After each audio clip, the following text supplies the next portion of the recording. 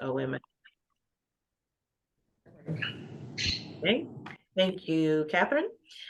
Yes, hello, everyone. This is the Family Support Council meeting here on November 16th. Welcome to the meeting. We are starting this meeting based on the requirements of the Open Meetings Act. Catherine might bring up on the screen that little clause in which expresses or put it in the chat of what we as a council must follow.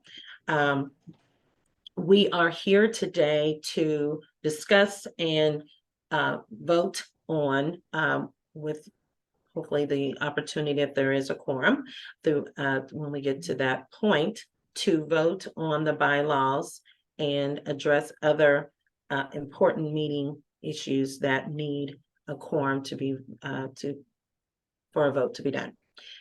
Back to in our conversation of the bylaws, if we are looking at the first page, and maybe at this point, I guess I need to express that since we have not received anyone's responses on them, is there any responses that anyone would like to share that feel like they are of warrant to share with the audience as a whole? I guess they are no matter what, but I'll allow you to share any specific things because we don't have time to go through the whole bylaws in this meeting. Therefore, that's why it was sent ahead of time.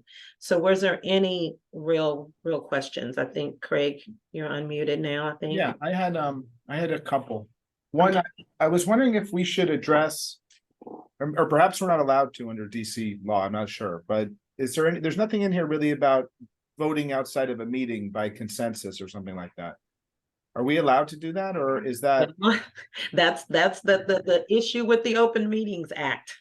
Yeah, that's what I figured. Yeah, and that's one of those things that that we can speak to. You know what I'm saying? If we are going to decide, right, to go before the council to say we think we should be warranted, I mean, given the opportunity not to follow the Open Meetings Act because of, and that's where we feel like. I support it, but I just wanted to I didn't see that, and usually you see that, so I didn't know. Exactly. That's one thing. And then two, I didn't, regarding the quorum, at least when I used to be in Florida, there was something that says that, like what we're doing now, you can achieve a quorum when people aren't in the room. You can achieve it by phone or by Zoom. Do we not need to say that? Is that already covered by the open meetings law? Just have to have, we set a simple majority, and you can change that in the bylaws if you want, but we said we're going to go with simple majority of the number of members that you have for the Family Support Council. And so if you have 6, you have a quorum, and you can go. Yeah. But it doesn't, so if we're having meetings in person, that can also be people online. They don't have to be in the room. We have to do a roll call vote was one of the things that they told us that we had to do it that way for voting, whether you had hybrid or online. Yeah, if you had this hybrid situation, that we have to do it that way. Okay, and then so that it would be recorded.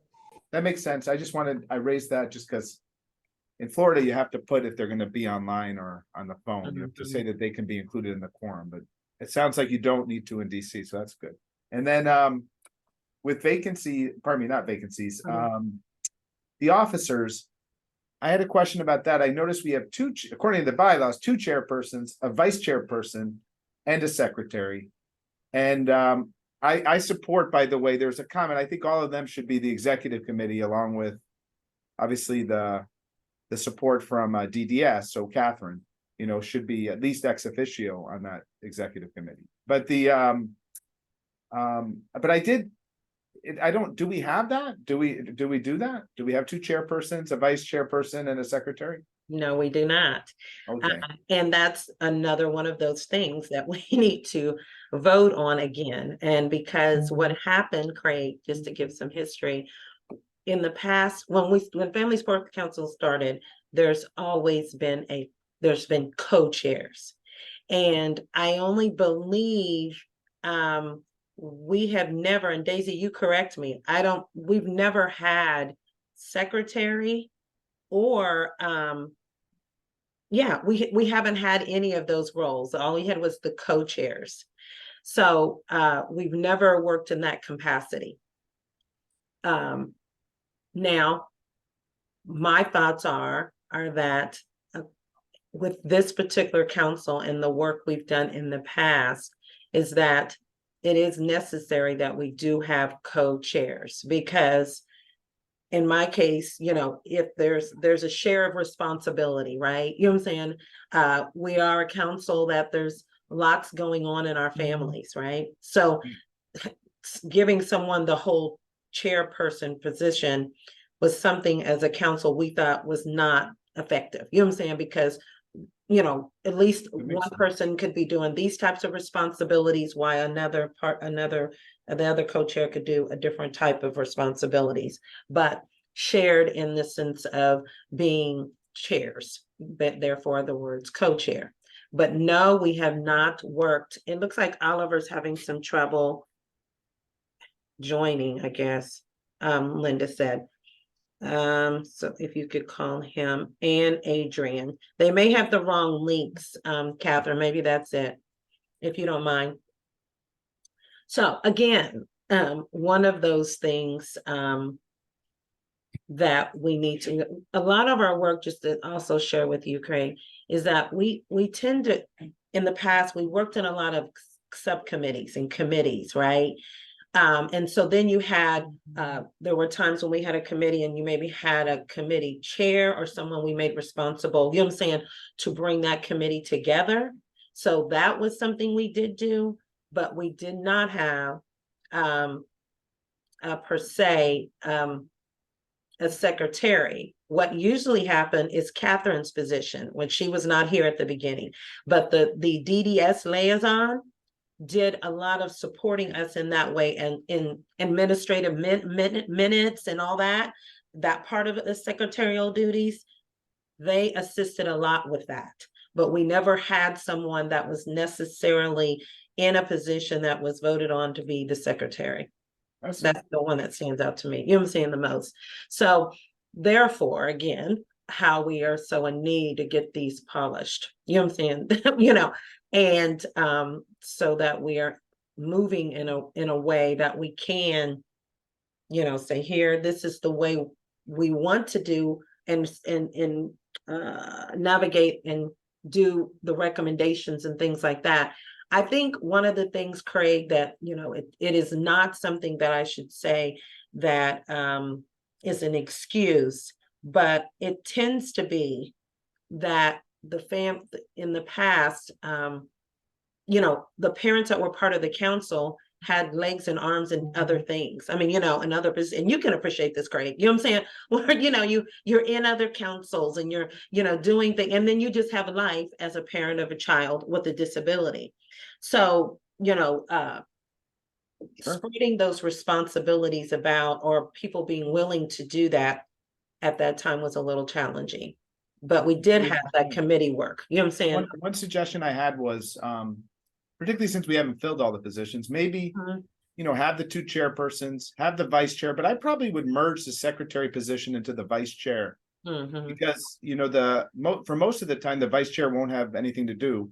And that also, a lot of times people prefer to be the vice chair, but it does give them something to do too, So plus then you have three, which is, so a majority would be two. So it's not an even number on the executive committee. That was just my thought. No, I think you have a very good point, because if we're going to keep the vice chair position, because I even thought about that. If we have two co-chairs, you know what I'm saying? Do we need a vice chair? That was some of my thoughts. Nice title though, so people like that. Yeah, they do. They do. But you could combine the secretarial role into the vice chair. Right. And so that's why I say I like your ideal. You know what I'm saying? That I'm thinking the other way around, but you're right. If we put the secretarial duties under vice chair, I think that makes sense. It does. I like that suggestion. Thanks, Craig. So I proposed that, and then I thought these were very good bylaws. I agreed with all your edits. They're very comprehensive. Yes, Catherine and I tried to work through it together. Very well done. Numerous times. Those are all my comments. Thank you. I appreciate that, Greg. I thought for sure, I was like, you've been on several councils and things, and I'm thinking he's gonna to have something. Well, you did have something, but I mean that you would have some more comments. But anyone else, Daisy, Linda? If I may say one more thing, I Oh, would have sure. had some comments as to our powers. I think we should have more powers, but I understand those come from that directive that you referenced, and I read them and I saw, so I don't think we could amend those, I assume. So, but in terms of implementing the powers, I think it's a very good bylaws. Okay. Well, and to your note, to two things you said, we do need to remember those, because if we decide, right, that we go before the council and we want to change things, you know what I'm saying? These are things to think about, right? That we don't have to then follow the directives in that way, I'm sorry, one final thing, then I'm done. Sure. I did think that where it said that you shall adjourn the meeting without notice 20 minutes after the scheduled start if there's not a quorum, which I think we would have probably violated today, maybe. I think maybe that should say may instead of shall. Or you could say that you're allowed to adjourn without a quorum. I mean, sometimes you see that. So it would just be who's ever on could decide to adjourn after a certain amount of time. So just so that I'm sure that could be violated, because what if we get a quorum? What if we really need to meet and then the quorum doesn't come till 30 minutes? That's Someone true. might argue that everything we did was invalid. It is true. That's the feedback we got from when we had the discussions with the Office of Open Government, that was one of the things that we had asked about. And they said, yep, if you don't have a quorum, then you can't officially be making decisions. So I might just say may adjourn, that the council, you may adjourn the meeting without notice after 20 minutes. But not shall. And it's like, if you don't do it, have you violated the bylaws, Yeah, so one of the other things that we also, from the last meeting, we talked about, you can do some of the work, but you might not be able to vote. So you could move to like a subcommittee or something like that to help, with some of the discussion that could be presented to the quorum whenever you have one to make the decisions, if that makes some sense. But I mean, that's fine. What page are you on, just so I can scoot to that? It's on page 7, second paragraph under Article 14, voting elections and quorums. And I would propose that the council members present will adjourn the meeting without notice to exceed 20 minutes after the scheduled start time for the meeting be changed either to may, or you could say will adjourn, but members may continue to meet in informal session or something like that. But I would probably just say may, because what if it's 25 minutes? Yeah, I think it's may. I mean, I hear your point about the shall, you know what I'm saying? But I think may, would cover it. But we've already had one of those situations, Craig, where we've had to, and it becomes, that what Catherine described, right? So that's why I was giving this summary of what occurred, you know what I'm saying, to bring us kind of up to speed, because we didn't have one. So therefore it became an opportunity to meet as a committee, if you want to call it. All right. You think of anything else, Craig, before I give the floor?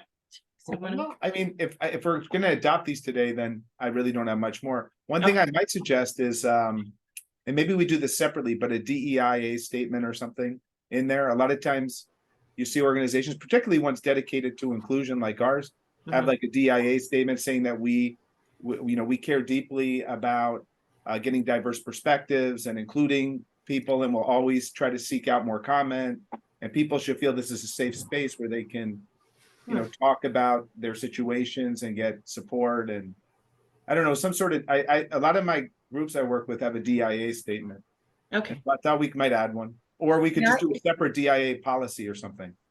Can you all hear me now? Or yes, Daisy. Okay, great. I agree with Craig in principle, but with the Open Meetings Act process now, that kind of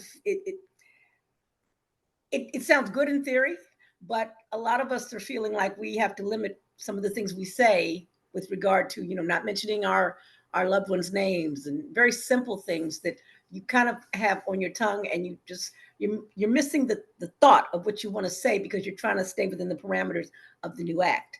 That being said, there's another issue that I'm kind of curious about with the Family Support Council. Initially, the director of DDS appointed people to the council. There were terms, 2-year terms, and you had to reapply.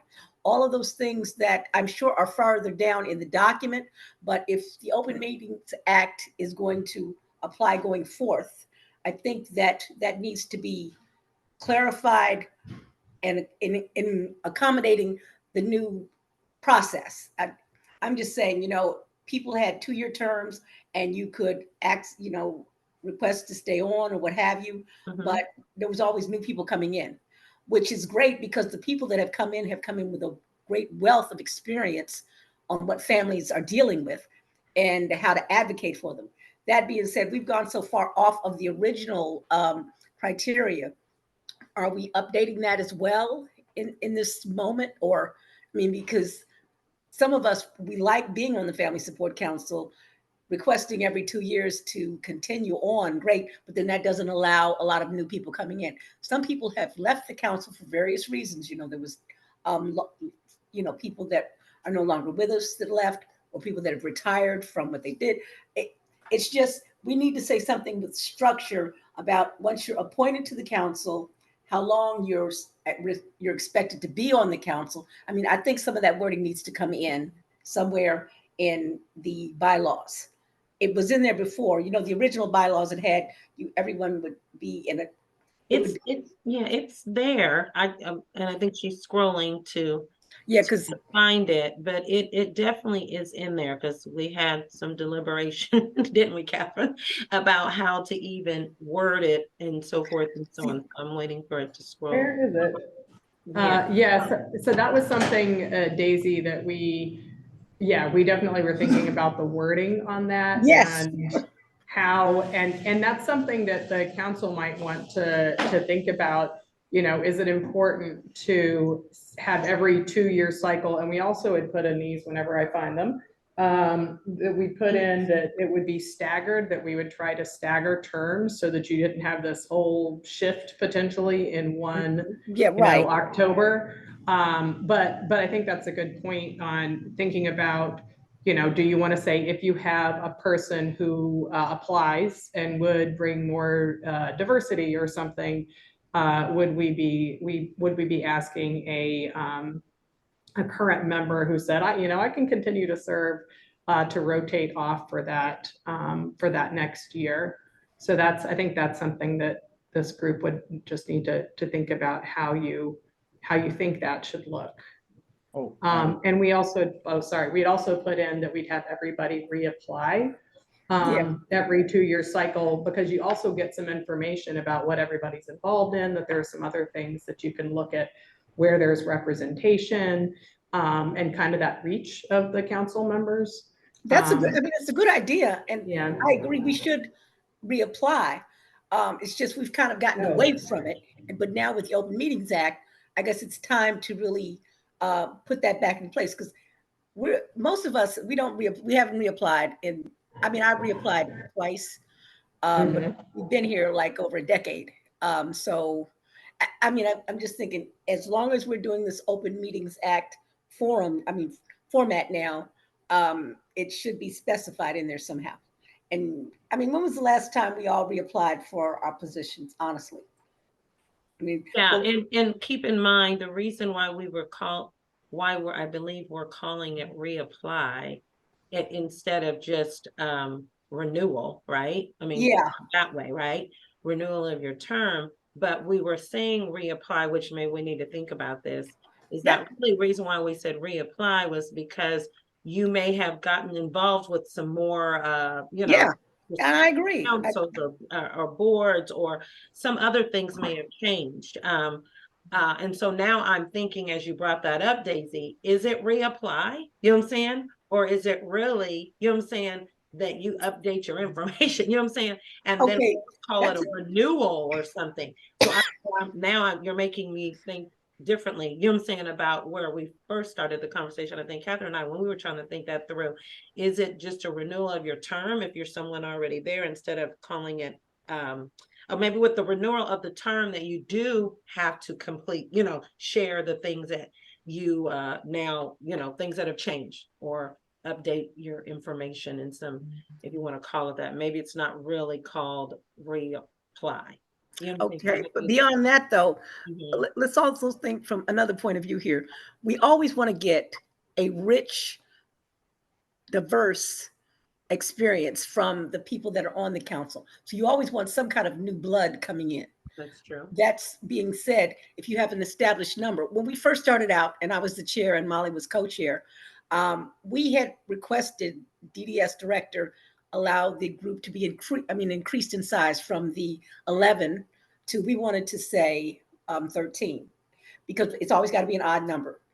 Well, no, wait a minute. It was 9, and we wanted to increase it to 11 to keep the odd number. But then the director suggested that we, what is it? We had emerging leaders. All of a sudden, there were 4 emerging leaders. When I had officially requested that we increase the size of the Family Support Council membership, I said, can we just add like 2 more bodies into this and make that the set number? Because it was a set number of, I believe, 9, and then I wanted it to go to 11. He decided 13, and we'd have emerging leaders. It was a good idea and concept. You want people who are being affected by the system and the services to definitely have a seat at the table, not just the caregivers, because it was a few people that are affected by it that were older, but they wanted to give some younger people an opportunity to sit on the council, emerging leaders. And that's great. And that should also be considered in this too. I don't know how it's going to look with the Open Meetings Act, but at first off, officially, the number right now is 13, or is it 11 still? No, it's not 11. It's 13 I now, believe right? it's 11. I think it's in the legislation. I'll have to go back and check that, but I think it's in the legislation versus. It's 11. It had to change. We made an official request that they bump it up by 2 numbers, because there were 2 people that, well, matter of fact, one of them is still on the Family Support Council that bring a wealth of information. You could just tell somebody who comes to a public meeting and brings a lot to the table, you want to hear them come back and you know, report on this, you know, what they're doing and how experiences have affected their families. So yes, keep fresh blood coming in, but how are we structuring that now in this new format that we're in? So that's all I'm saying on that. Thank you for my time, and I'm just going to keep listening now. Right. I did want to say one thing. When I mentioned a DEI statement, I wasn't, although, you know, that could be conceivably applied to our membership, I wasn't mentioning in that context. And I know that we're governed by the regulations that we have. I meant more, you know, sometimes I see organizations saying that we, particularly ones that hear from the public, that, you know, we care about hearing from the public, diverse perspectives. Right. And try to make sure people know about our meetings so that we get this, you know, diverse perspectives. And then a little bit, because we're in the disability area, that we're also, you know, when we look at disability, we're also going to be looking at the intersection of disability and other protected classes to make sure that there's not disparities, not only toward disability, but also to, for example, people of color who have disabilities, or women who have disabilities, or LGBTQ plus individuals who have disabilities. Mhm. That's what I meant more, just so, you know, that is part of our mandate, because there are those disparities sometimes even within the disability. True. Yeah, I That's what agree. I have a suggestion that it sounds like that aligns with a few more sort of philosophical discussions, that it may be like a mission statement or a value statement Yeah. versus a bylaw thing.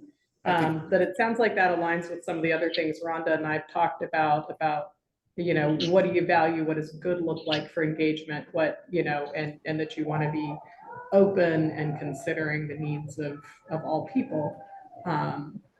But that, I guess that's just my thought, is that may be something that would be more kind of a mission or a value statement versus a bylaws item.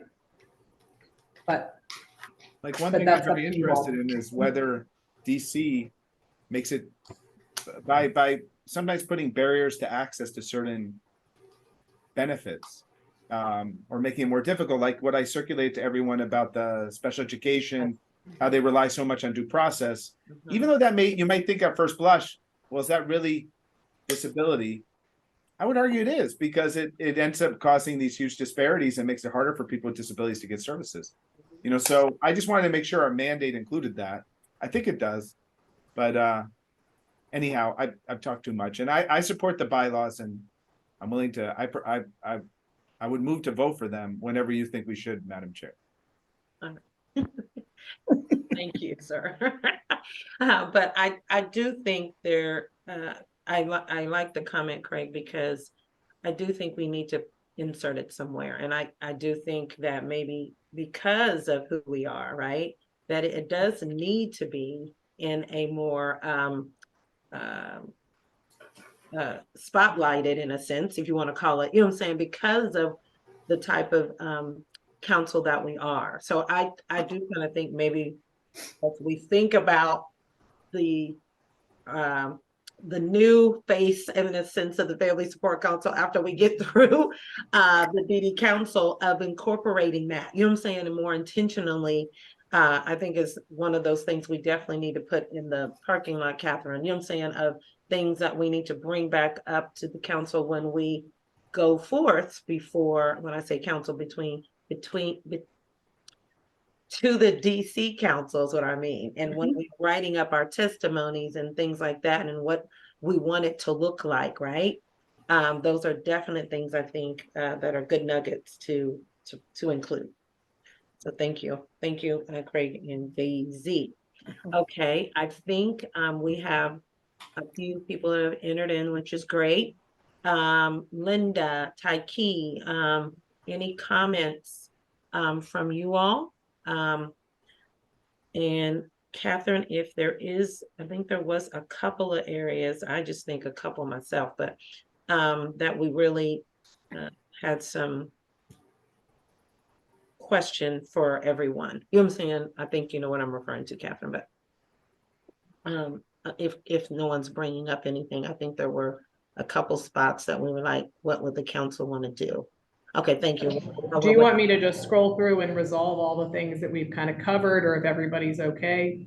Does that Yeah, make sense? That would be good. yeah, I Okay. think it would be a good idea, at least, I guess to maybe, I forget the way you do it in that system in Word, but whatever it is, maybe to not erase them yet, but to put a line Resolve, save through. them. I can't remember how it works. You know what I'm saying in that, you know what I'm talking about. So resolve will save it. We can put a comment in it if it's like change all the FSCs to council or something like that, but it'll keep the comment. It won't lose the comment if we do something like that. So did we land on what you all wanted for the FSC versus council? Yes, I haven't heard any objections. So Okay. Use FSC, is that what we want? yes, Yes. yes, we want FSC. Anyone, I guess the second it or whatever, so we can move on. I second it. Okay. All right. And your next thing is about this organization, this residency question. Oh, that. I'll read that out for anybody that needs it. Consider whether this should be broader or narrower related to people who may be joining the FSC in their professional role, talking about whether a requirement for membership would be residency if you are joining as Catherine, excuse me, would it be reasonable to say you had, what is it? Residency or regional residency? I don't know. The district, I mean, Virginia's right over the line. It's right across the river. Maryland is right across the street.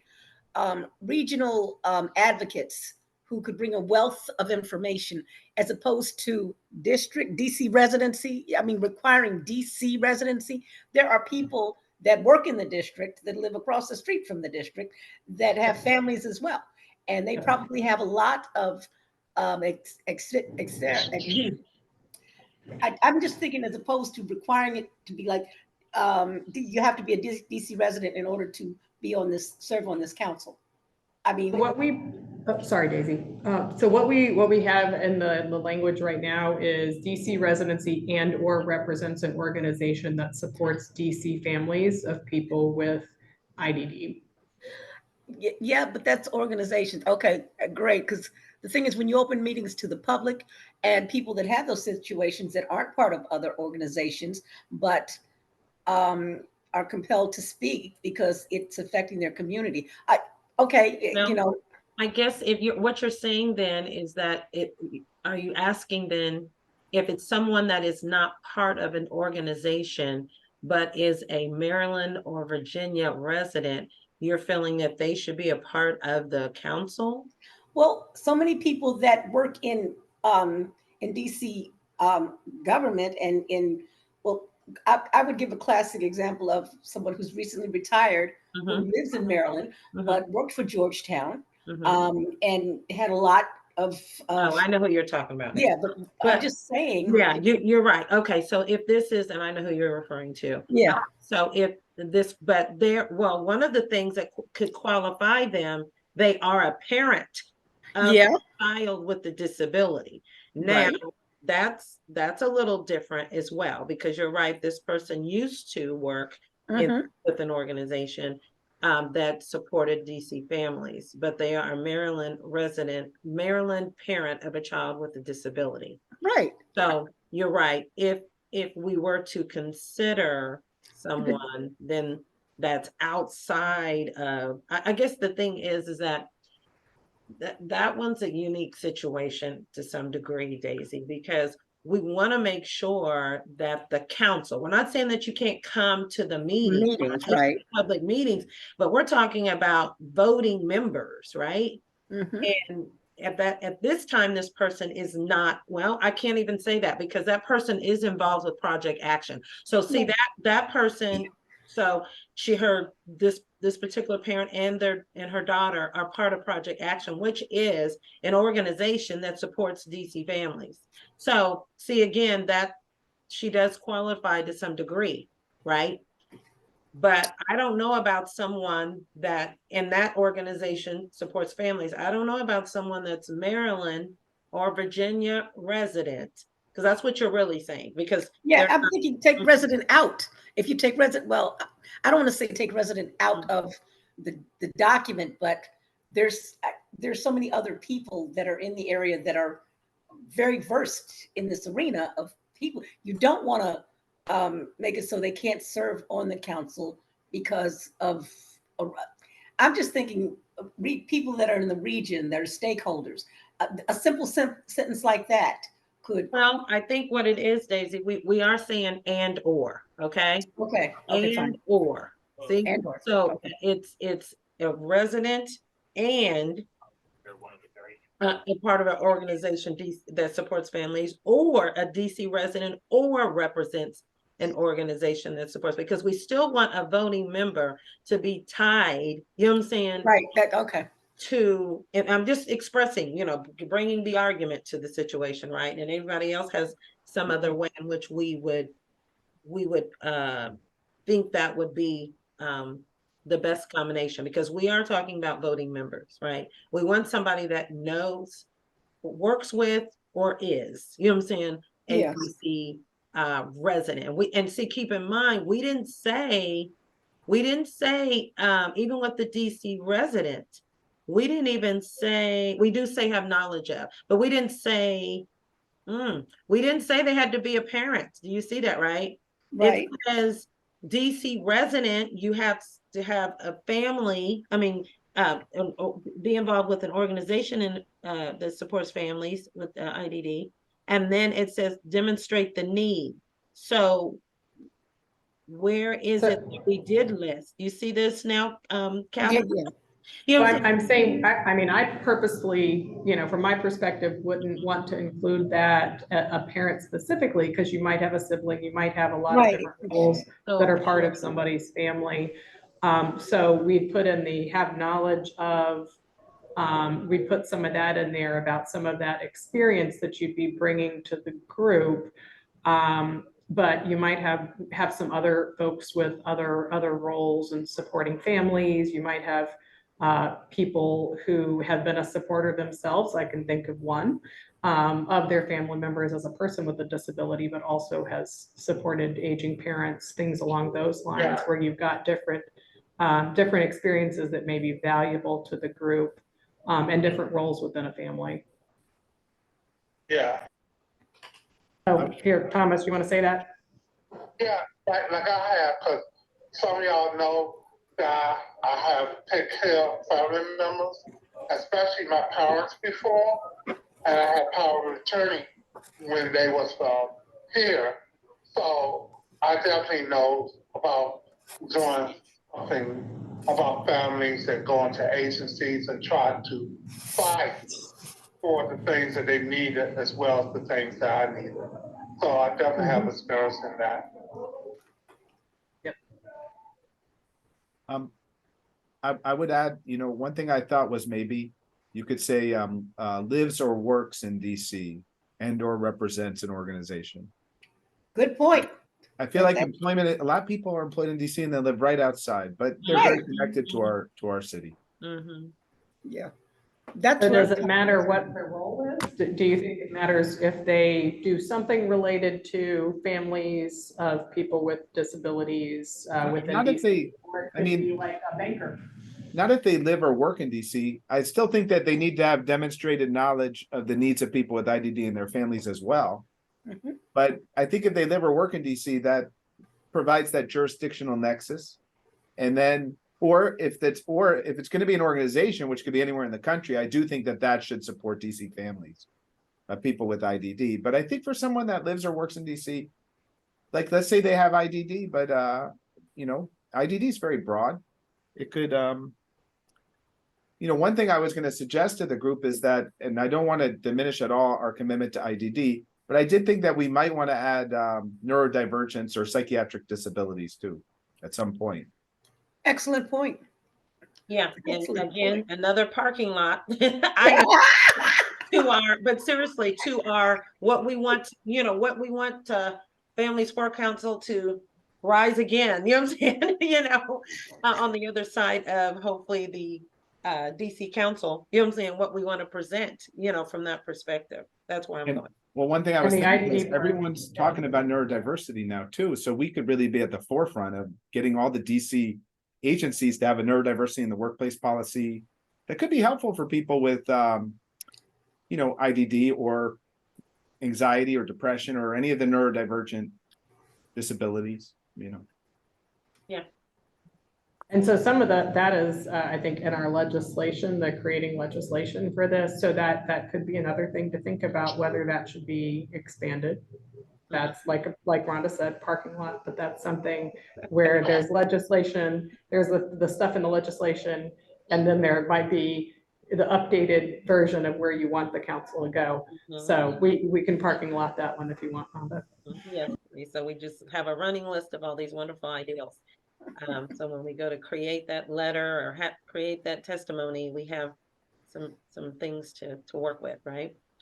Well, and I would argue that IDD probably is very correlated with neurodivergence. So, already that includes autism, that includes Yeah, it does intellectual already. disability. Developmental. So I think we probably have jurisdiction now, Mhm. or at least over a fair amount of neurodivergence.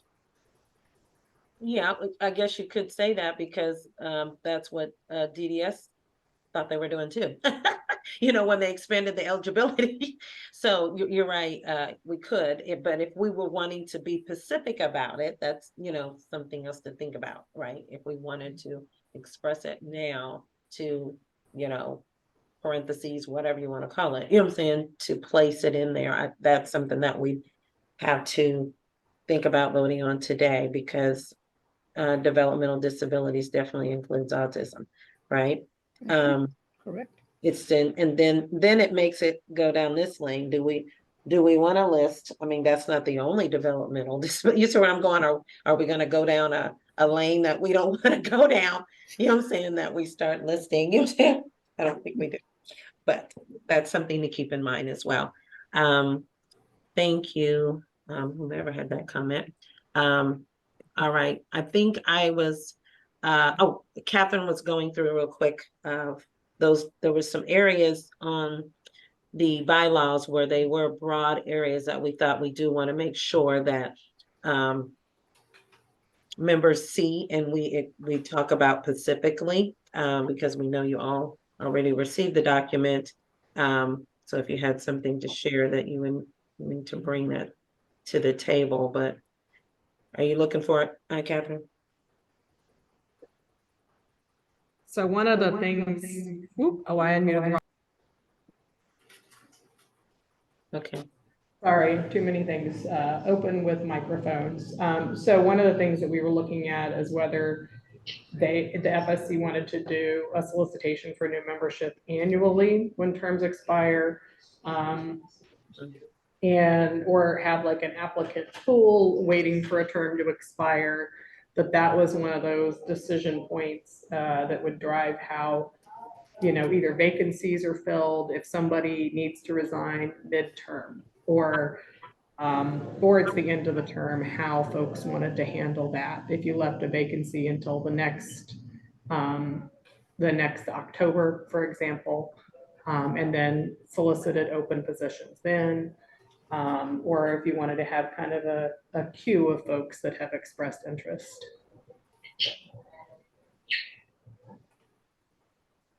All right, ladies and gentlemen, I'll ever make it in.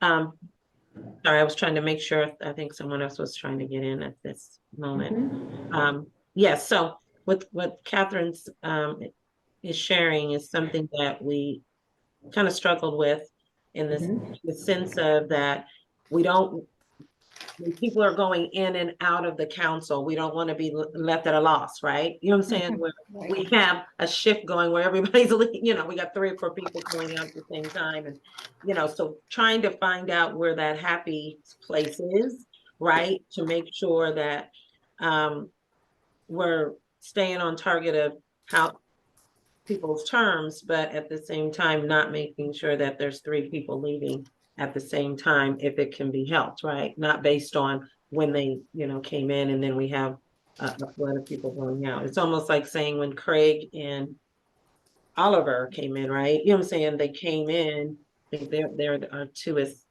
newest ones. Then they came into the council, how we would make it so that, when the time comes, you know what I'm saying, that they're not leaving at the same time. And if they do, how do we make sure we're not, having, those openings for that long? So did anybody have any comments, or not openings long, but that we have several openings at one time? Because then it affects how we move forward in the council. You see, Adrian. All right, I don't think we have any comments. Does It everyone? looks like Adrian has one hands Oh, up, I'm but sorry. let me ask her to mute. Let's see here. That's right. That's my fault because I don't have my, there she is. All right, Adrian, I do see your hand. Go ahead. Hi, Adrian. Hey everybody, I finally got on here. I was like in some other trash can, cyber trash can. So I had a question, and just in terms of membership, and what you guys were just talking about. Is it possible to sort of have a combination of 2 things going on?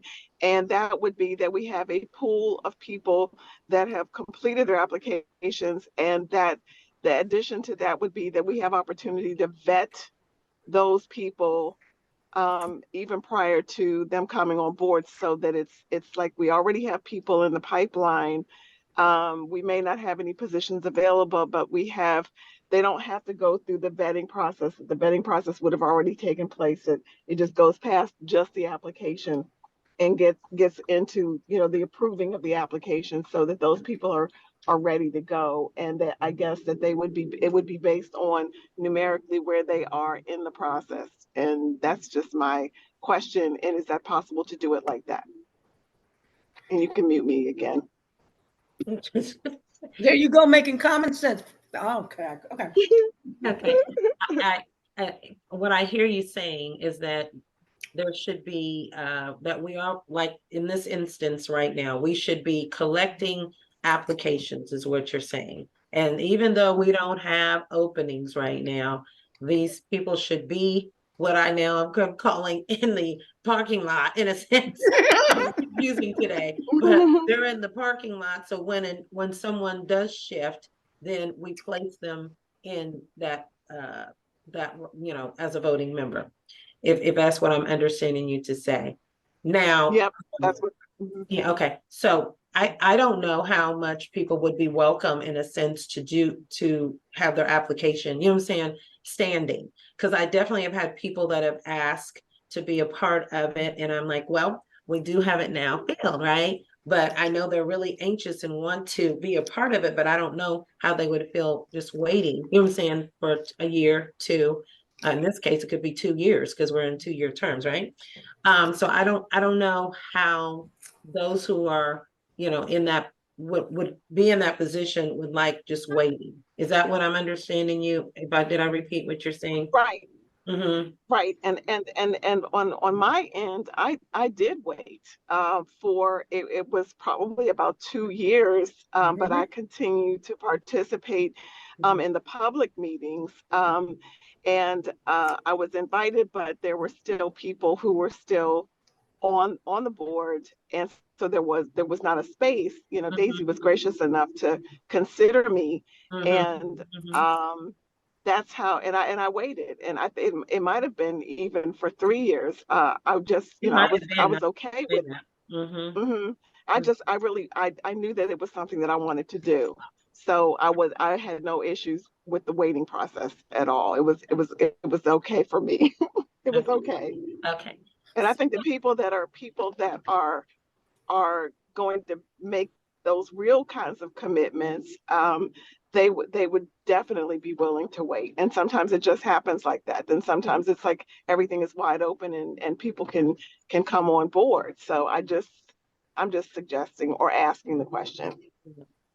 Well, is it something, I guess from this perspective, is it something that necessarily has to be in the bylaws? If we were to do something like that? Because it would be just saying they're holding, right? They're holding. I guess there could be some need for it, but because you're saying that they're holding because they're already been through the application process and Andy has said yes at this point. I mean, Right, the way it's working now. right, Right. So right, right. then if that's the case, and I think in the way in which we're rolling now as the Family Sport Council, it probably would need to be in there if we're considering that, because they've gone through the whole process based on the suggestion that Adrian's given. They've gone through the whole process of, being approved, basically, right? And they're just sitting and waiting. I And then it becomes, okay, we also would have to give the detail, okay, whenever their application was approved, then they would be the next one, right? I mean, I feel like it kind of goes down this little rabbit trail that might be, I'm not sure. I like the ideal of, like you said, because you were one of those who, thank God, stuck in and waited, but I don't know how it really shows up, or does it show up in the bylaws? Any other comments that have about that? I think it would be difficult to have a full approval if you couldn't make an appointment, because it would be, making an appointment would be like that Andy decision of I'm appointing, Rhonda or Adrian or whoever to the council if there's not an opening. But I think you could collect applications. And actually, we haven't closed that application is still out there on the website if people wanted to complete it. That we could collect applications and then follow up with people in theory when a vacancy happens. And we also have in here that we want notice of when people are planning to leave, if at all possible, so that you could work through that appointment or that replacement process too. But I think it would be really hard to make an appointment or have an official queue of you're appointed next, versus just having folks that said, yep, whenever there's a spot, I am interested, and here is my application. And then follow up with them to update anything that's changed if it's been, 9 months since they submitted it. Right. See, this kind of goes down the vice chair lane. If they would keep the running list of people and contact them when someone was going to be leaving, right? Right? The secretarial type of duties that we're thinking that the vice chair should do. to me, you know what I'm saying? That would just be something they would, part of, what is it, managing membership or whatever that little phrase we put in there, right? Right. So we wouldn't have to detail it out, but that could be what that is, right? One of the pieces of that is that, okay, we do have people of interest, which we might want to call it that, people of interest of being a voting member, and maybe handle it that way. All right, it's, right. Adrian, did you have any other comments? Because we're at 1:05.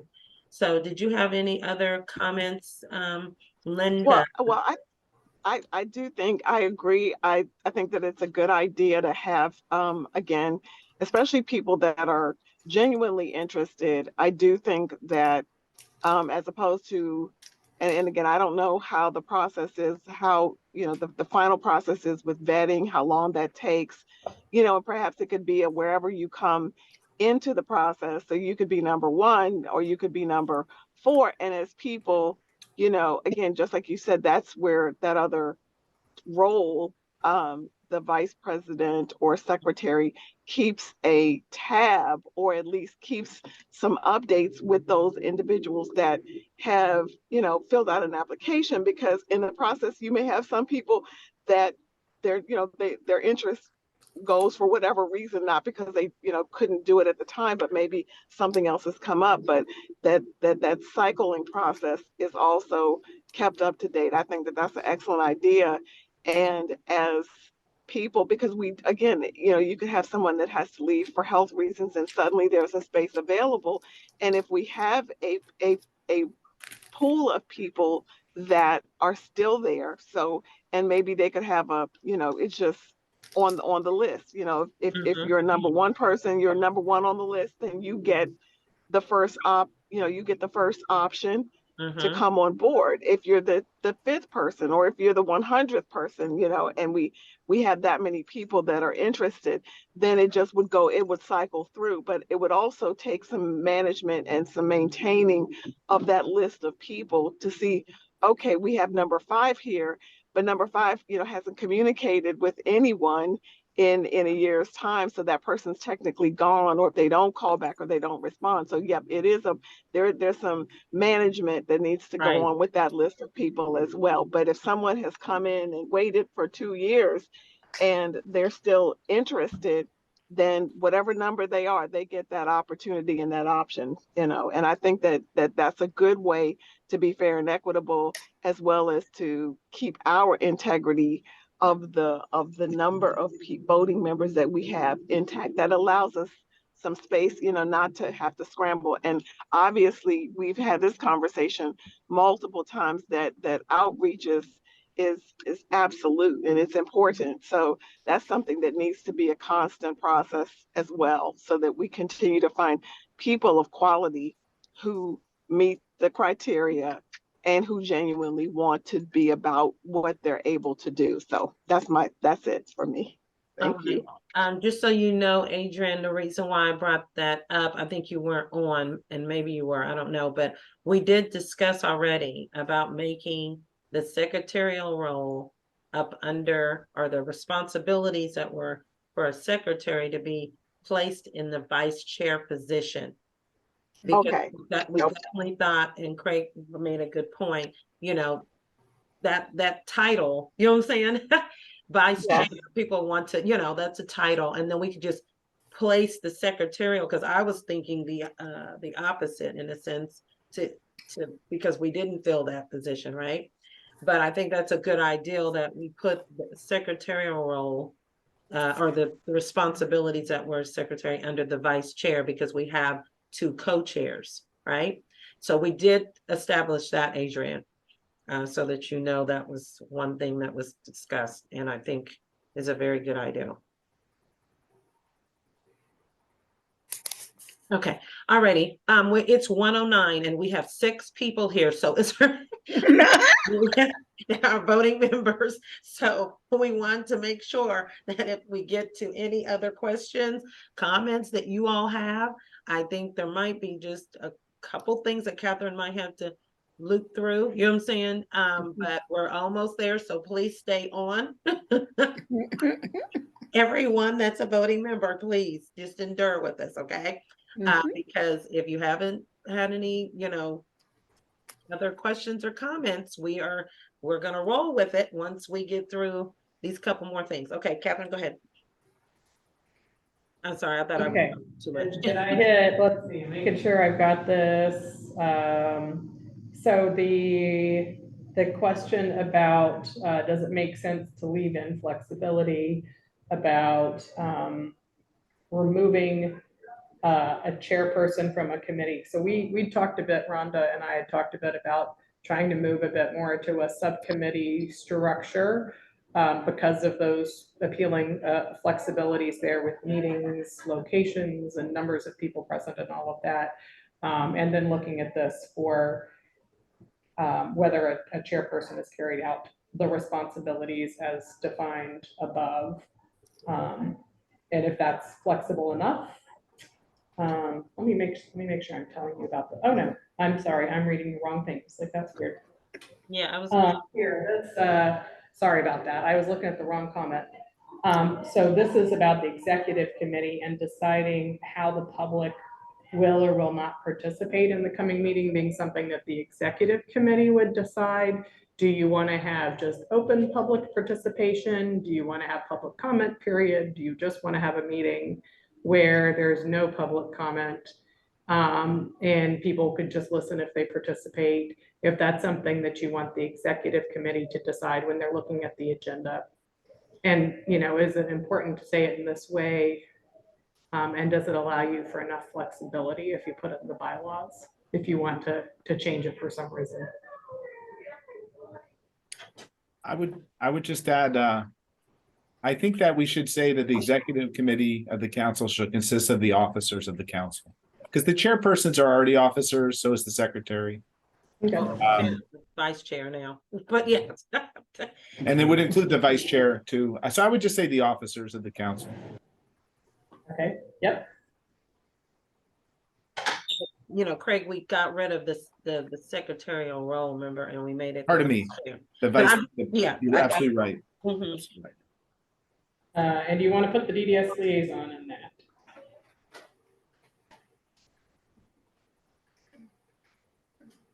Do we want to put the DDS liaison in the executive committee, right?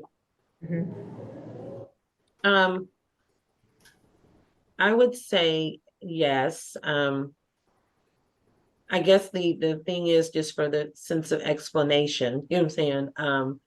Because it is, we are giving recommendations on agencies, right? And DDS is one of them, even though they are applying, reviewing the applications and saying who's going to be a part of it, which is something to put in the parking lot, because we want to discuss that part too, when we're trying. I guess for me, if there is conversation that is around DDS, you know what I'm saying, that may or may not, that the executive committee is majority of our beds are at shelters, but they shouldn't got like. Hello? I didn't hear, I don't know what that was, but that's Oliver. Oh, okay. Another voting member. But yes, that's where I am a little wishy-washy in the sense of what that looks like, right? So that's where I am. Any comments about what I said or any other comments? I mean, we're very grateful that we have the liaison, but I know that, I don't know, it may make the DDS liaison feel uncomfortable, you know what I'm saying, to be in discussions that are around DDS or any other thing that may be affiliated to DDS if we are discussing matters around that. So that's just a comment that anyone can share or express their feelings about it. Rhonda? Yes.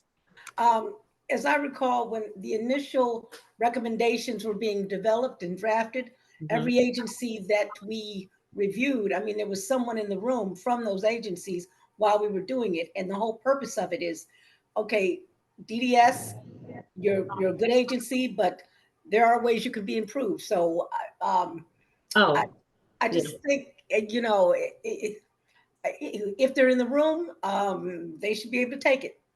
So I don't think, if I remember that process, people were in the room who, you know, we were frustrated with agencies in some way. In particular, I'm thinking of one of the DDS agencies that helps young people, you know, get employment after leaving high school and all that. The point is, no agency is perfect.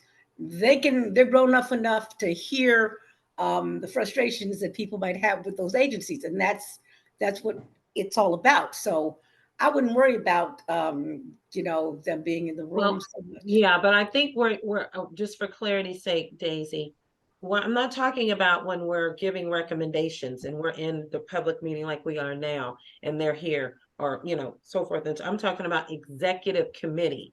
That's Oh, what we're talking about, the executive committee of the Family Support Council.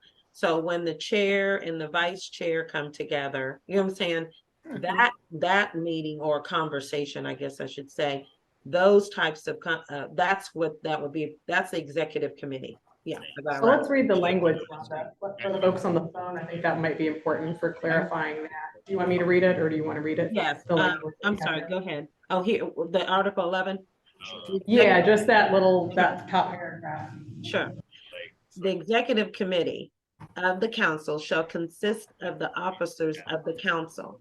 The executive committee shall meet between meetings of the council. The executive committee will plan the agenda for upcoming full body Family Support Council meetings with input from the standing committees. This would include deciding how the public will or will not participate in the upcoming meetings. Now, if we're holding to that's what an executive committee meeting is, that is just doing the agenda, then okay, right? But I don't think we're only gonna meet, an executive committee is gonna meet just to do the agenda, right? I mean, that's not the only discussion. I mean, if we just be real here, you know what I'm saying? Well, That's not the only thing that's gonna happen. Actually, if I may add something, Sure. I thought it was probably a good idea to have the DDS liaison just to make it easier for the executive committee members. If there was ever a circumstance where it was really important to have a talk without that individual, which I can't foresee.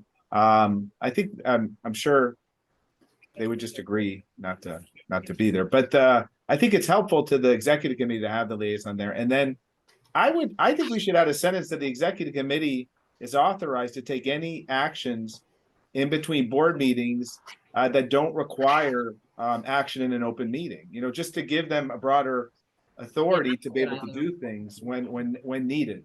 Mhm. And I'm glad that you said that, Craig, because that happened.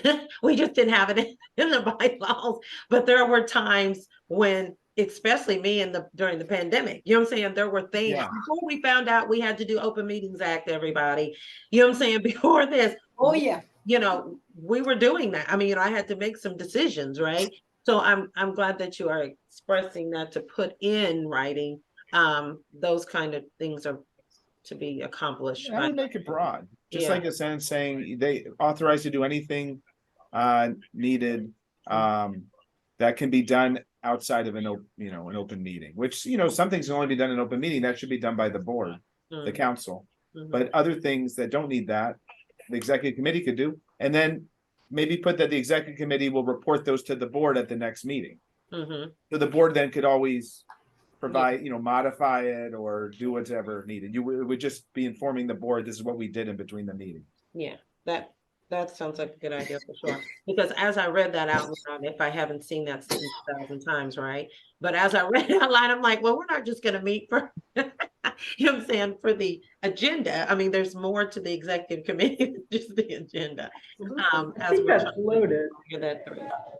But that's a little bit when you're thinking about what goes on the agenda. That's not just and then we're gonna open it and then we're gonna vote. That there's a lot of discussion about what it is you're putting in front of people. No, But I I think that's agree. I sort of- don't, yeah, I don't, Yeah, but I I think don't think it's an easy, I mean, I shouldn't say easy. It is a job that takes some thought process for sure, because we've done that, Kat, you and I, you know what I'm saying? Yeah, Trying that's to why do I'm saying that. Right, and so I'm not taking away from that, just that statement, but to Craig's point, that is a good addition to it, because definitely we were doing that, or I'm still not making decisions between, and don't forget that that's part of the job of being a part of the executive committee.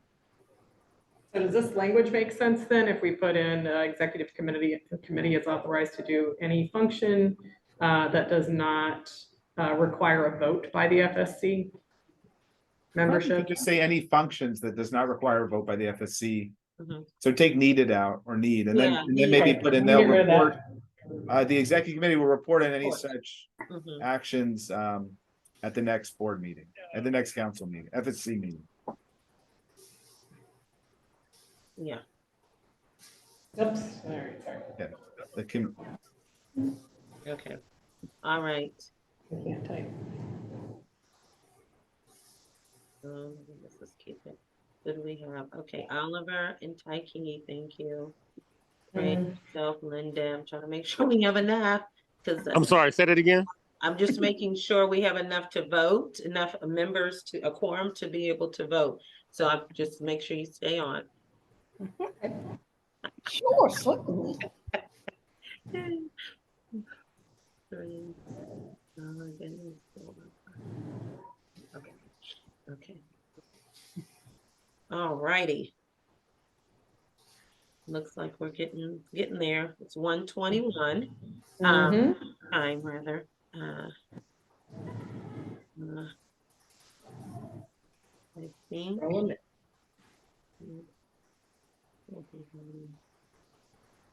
Oh, the recommendations, right? Yeah, that might just be a clarification point about Yeah. whether that's something that was done. Had the recommendations go from the DDS director in the past versus the chairperson of the FSC? Is there a reason that that was done in that way? I don't recall. Daisy, do you have any background on that at all? Is she still on here? I'm here. I had experience with that. Like I say, we submitted that we wanted to increase the size of the group. And as opposed to our suggestion, he altered it a bit. He had final say. So I'm not going to say that there's a lot of teeth to being the chair, or the group we make recommendations, but they don't necessarily have to listen to the recommendations. They can amend them to fit in better with what is going on with the department at that time. That's a kind way of saying what I experienced when we tried to make a recommendation to leadership. Okay. So yeah, and so what you are referring to is that, well, this statement here is talking about how it's sent, and you're referring to even how when we submitted them to him, to the, excuse me, agency director, being DDS, Yes.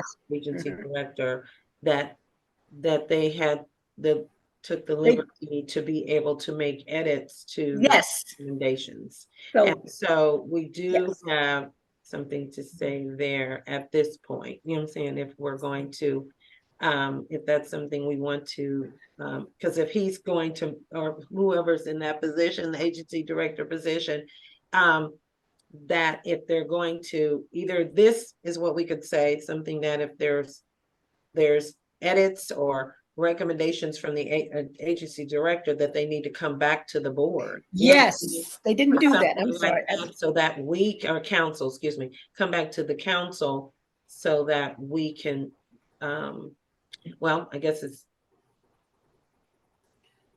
Catherine, how does it read though? Does it use the word so much of authorize them, or is it just that we send it to, I'm trying to think about the language. So it sounds like there was a letter and then the recommendation sent, if it was to not DDS, because that wouldn't make sense to send ourselves a letter. No, That it the would be official- something. Can I Go ahead, jump in Daisy. here?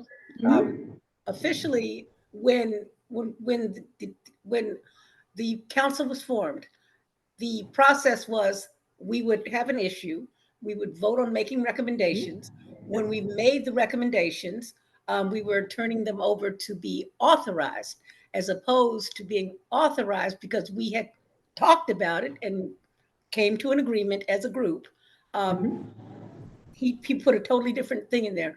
Emerging leaders was not even in the conversation. We just thought that we needed to increase the size of the group because there were so many different rich experiences that needed to be at the table.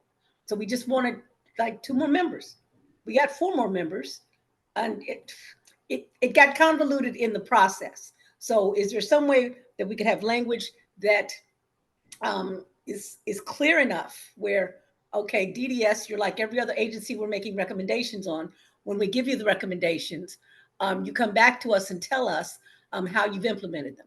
Do you remember, Rhonda, when we first made recommendations and then we submitted them to all these different agencies and they came back in December and they gave us their updates on how they've been implementing them? We had that particular meeting at the Department of Behavioral Health.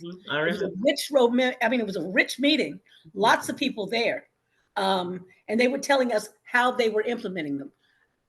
The director of DDS, well, he came in and told us how he was implementing them, but it wasn't what we'd asked for.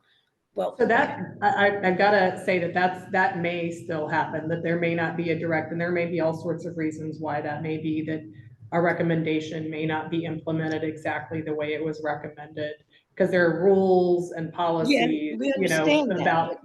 So, yeah, and it sounds like that was sort of, well, we aren't going to do that for whatever reason, but we could do this. That just might have been the alternative or the thing that was come up with.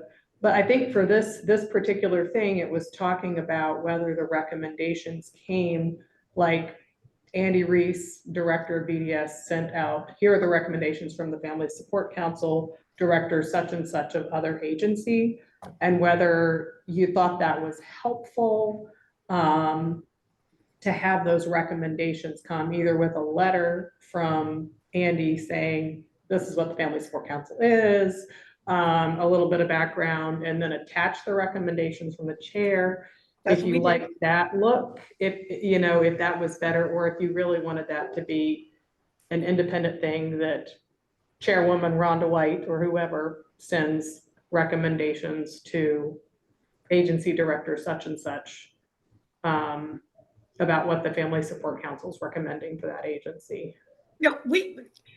Catherine, when this occurred, we as a committee, we just kept seeing all of these different people in here, and there's just 9 people voting on this. We need to increase the size of this in some manner. And we as a group voted to, well, we want to keep it an odd number, so let's go from 9 to 11. And we weren't asking for extra more members right then and there. This was all still new. It was less than a year old. So to follow the process of what we were supposed to be able to do and what we actually did do, and to see it followed through, but then get convoluted, I don't mean to say convoluted, amended differently. I mean, the people. That's the thing, Daisy, is part of why we all discussed between the last 2 meetings. That's because we are under this particular regulation. You know what I'm saying? It's under the DDS director, and those are things that we can, discuss and share with the DC Council of how those recommendations are issued and applications approved, meaning the voting member applications. Things like that this council wanted to have more control over. You know what I'm saying? Right. Not to say we don't want the support of DDS, but not that because at this point, if they're a recommendation, that agency knows the chairperson. It's not like it's the chairperson's an unknown person, right? But so why couldn't it be sent from the chairperson and the agency director, DDS agency director, be CC'd, you know what I'm saying, on it? And I think part of what Catherine may have been suggesting is that maybe because it's coming from another agency director, that it maybe be received. But if we've already been talking to that agency, they already know who we are. I mean, we've been having the discussions. We usually are inviting them to the meeting to do some Right. presentation, or at least that's the way we did it in the past, right? Yeah. And there we've already had discussion. The chairperson has emailed them as well, back and forth, trying to make sure myself, and if I be very clear and transparent, so they know who the chairperson is. But the issue is who's sending it is the real issue on this. And remember, we're still in the OMA, we're still under this regulation, right? Yeah, yeah. So, OMA. yeah, I so know. at this point, it has to, that's why I was asking Catherine, is it reading the way that regulation for this council reads? You know what I'm saying? That he is supposed to send them out, because at this point, I don't think we really can. I think we looked at the procedure and there wasn't something like that. We can go back and look at that. I can, Yeah, you know what I mean, though. You know what I'm saying? yeah, that isn't in the legislation, but it may be Yeah. in the procedure. Yeah. But I think we looked and it was I not, but think we we'll did, have but to just check as, that. yeah, as I'm, We wondered if there was a reason that somebody had addressed this in the past and there was a particular reason why this was beneficial or something like that to the council. And it was done in this way to kind of heighten the importance, or I don't know, in the eyes of an agency. That's just my speculation. But it okay. sounds like there might not have been a particular reason. Yeah, I just want to make sure, because I didn't recall it, but I thought, because we've looked at this so many times. Some of it was changing back and forth and so forth and so on. So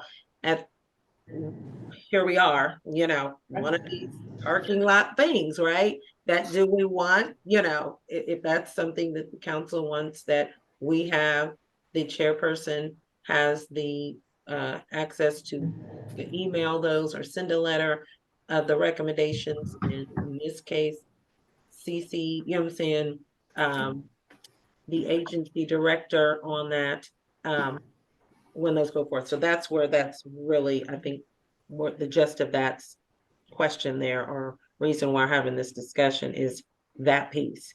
And we know what you're saying happened is that we submitted recommendations, and he decided that, in response to that recommendation, this is really how he was going to do it. So it wasn't that he necessarily changed ours, he just didn't do what we were recommending. You catch what I'm saying, Daisy? Yeah, I do. Yes, I do. I know. I was there. I felt it. Yes. Yeah, so that's why we, are I feeling, understand. which could happen not only with DDS, that could happen to behavioral health. We could give Yeah. something to them and they're not doing what we exactly said in the recommendation. That's just what it is. Yeah, I know. We have to come back and say, hey, this is what we were really saying, or not what we were really saying. This is what we were saying. Is there something else that we need to ask of you, of why maybe you did not do that way? So we could find out why they didn't, follow the recommendation. Then that's another level of advocacy, probably. You know what I'm saying, that we would need to do concerning that recommendation. Okay.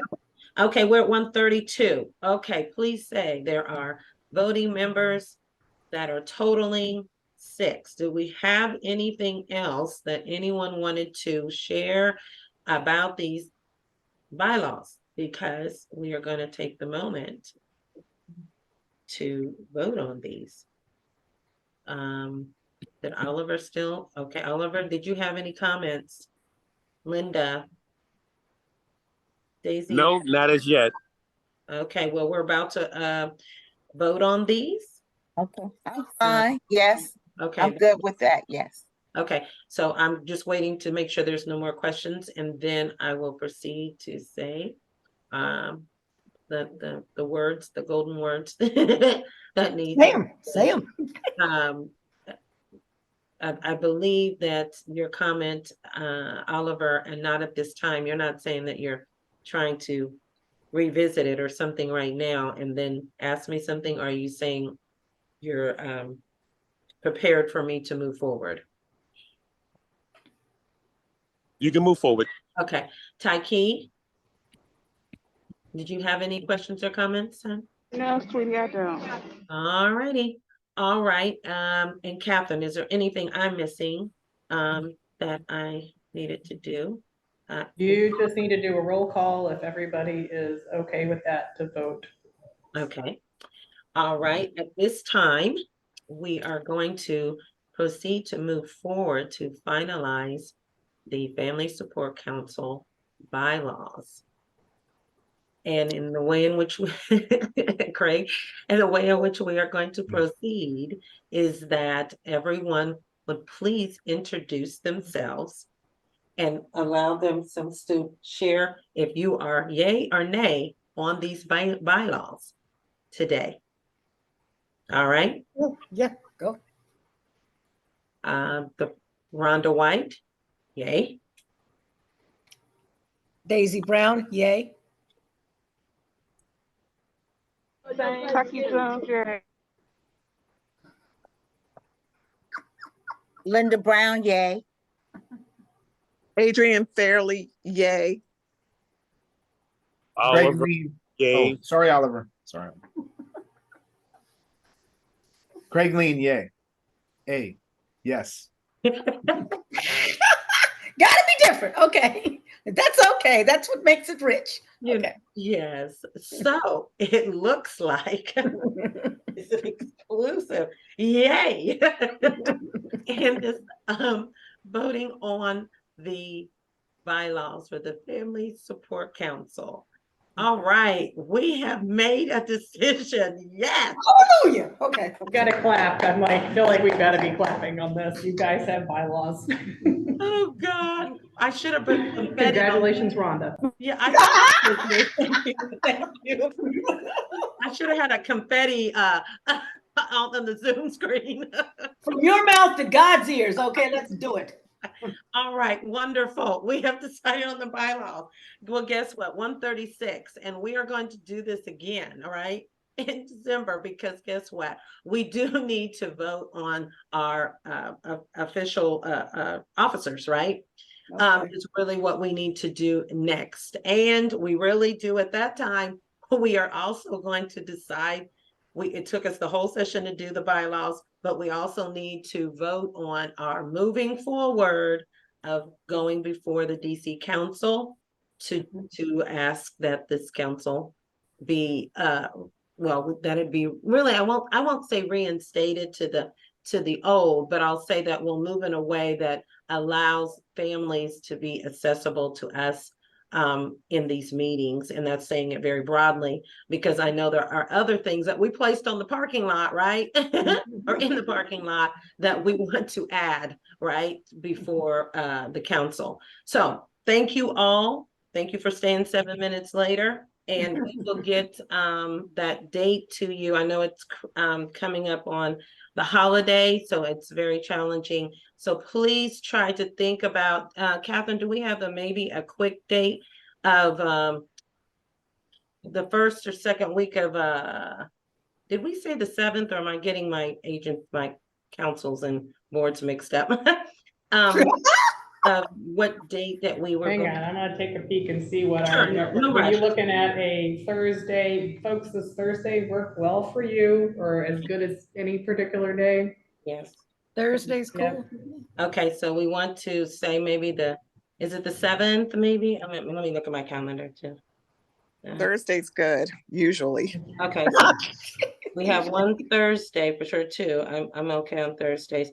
So it would either be the 7th or 14th. I can't do the 7th because I'm presenting a disability. Hold on a second. Okay. Just hold on.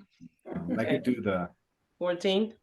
14th, and that would give you a little more time with all the notices and agenda development because of that big lead time for that public notice that we have to have. You may want to, if the 14th works for folks, that gives you a bit more time to get that together. Okay. All right, So- 14th. Everyone agreeing with the 14th? 14th is fine with me. The 14th is fine with me. All right, looks like at this point. Okay. What time? This time? Noon or a different time? Yes, Anyone do? noon is good for me. I don't know if anyone else have any objection to noon. Noon is fine. All right. Do you want to be in person, hybrid? What do you want to do there? Another Hybrid. logistic Let's do question for hybrid. me. Let's do hybrid. I'm sorry you got left by. I know, I'm sitting by myself in an empty room, in an empty. Exactly, a room. huge room. Catherine, I'll join you the next time because this virtual is yeah. not good with me. It's not good with me. I know. So hybrid, because we don't, everyone has different needs. All right. All right. Well, thank you all. Have a absolute happy Thanksgiving. Enjoy one another, family, friends, and be thankful. I'm thankful for each one of you. And I am glad that we are working together to cause change in the systems for DC families with family members with disabilities, right? Cool. Right. All right. Thank you. All right. Okay. Goodbye, everyone. Hey, And meeting happy, adjourned. happy Thanksgiving to everybody. Blessings. Yes. Blessings.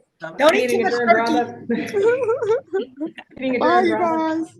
Bye-bye, What everybody. did you say, Catherine? Meeting adjourned, Rhonda. Oh, yes, media Meeting adjourned. I'm sorry. Okay. Media adjourned. I'm sorry. Okie dokie. We're gone. We're Let me get these.